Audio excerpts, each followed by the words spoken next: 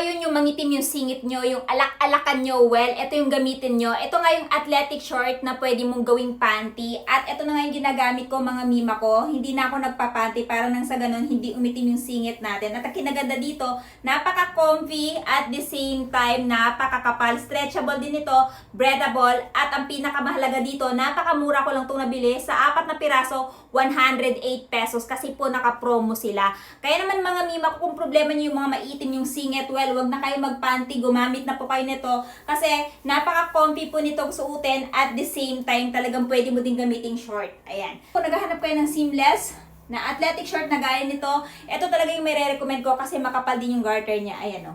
At the same time, napakaganda din nung pagkakatahe. So, napabili nga ako, hindi lang isa, kundi 4 na kasi nga naka-promo ito ngayon. 108 pesos, meron na kayong makukuha na 4 na seamless athletic short. Kaya naman mga mima ko, kung gusto nyo ding itry ito, idadrop ko na lamang yung link dito dyan sa baba.